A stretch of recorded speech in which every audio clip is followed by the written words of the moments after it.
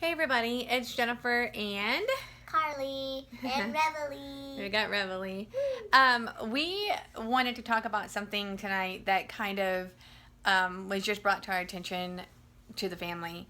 We try to have like little family talks every night of how the day went, and something happened today with my oldest son that kind of it made me a little sad because my kids are really sweet kids, and my kids are very respectful kids. At least that's all I have ever been told by everybody else. But and so I wanted to just talk about some things, and what I want to talk about is bullying. I want to talk about how at ages 12, 10, and 8, if you're being bullied, that's a big deal, and it's hurtful, and it's wrong, and it's um, not something that any parent wants to deal with. And so um, I when I so I'll backtrack a little bit here and say when I was growing up, um, I I was made fun of a lot, and the reason I was made fun of a lot was because I wore hearing aids, and the hearing aids they would go in my ear, and then there was a wire that went around like this, and then the hearing aid went in the back of my ear.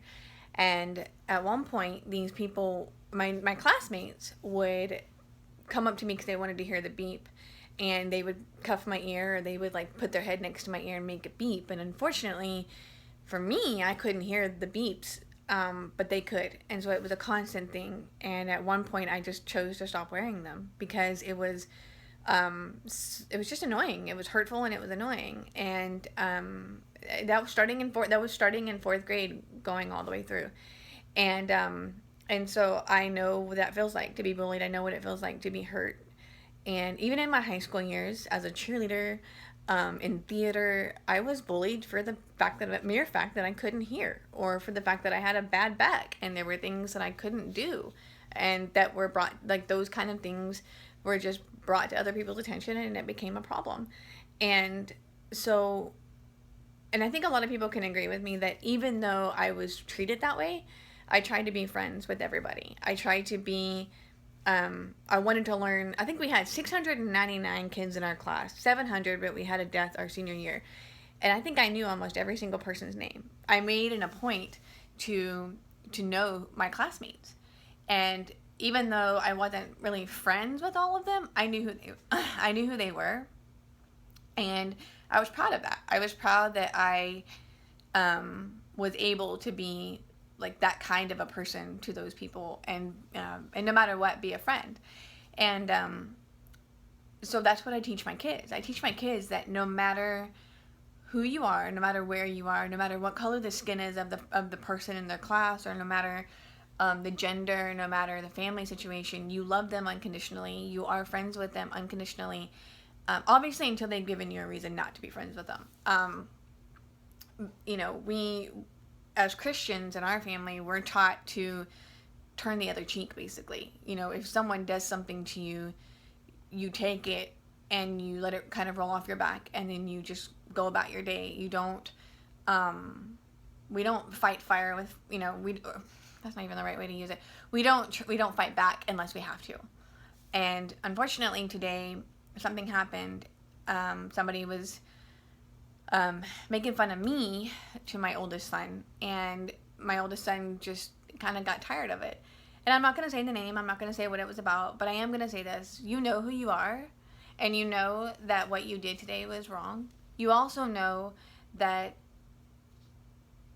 the type of people that we are not, we're not mean people, and we're not rude people, and the way that you were today was rude and mean and uncalled for and not necessary, and hurts our feelings, not in the sense of like we're gonna cry, sit in a corner and cry. No, it hurts our feelings because we've known you for a long time, and we've welcomed you even into our home, and for you to even think that it's okay to be mean, is sad, and it's really sad.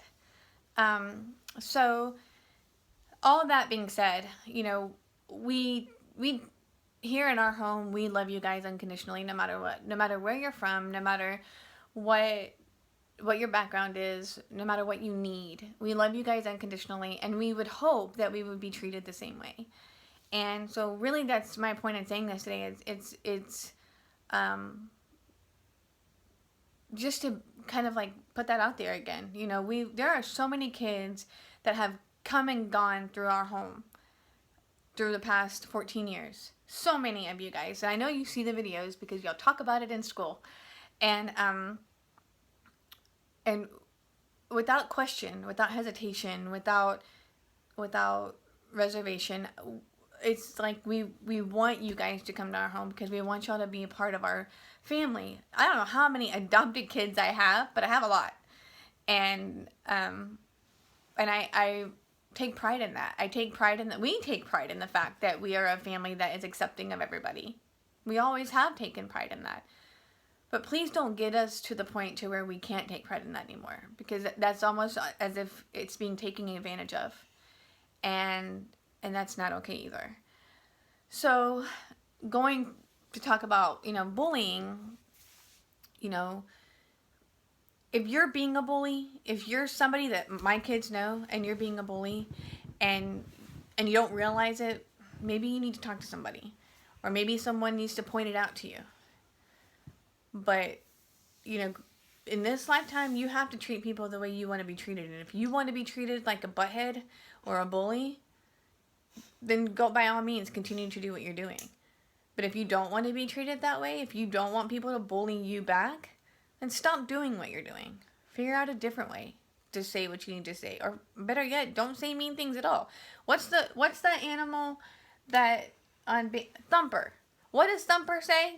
What does Thumper say, Carly? Do you know what Thumper says? If you don't have something to say, don't say it at all, person. I think it's something like, if you can't say something nice, don't say nothing at all. Is that right? Mm-hmm.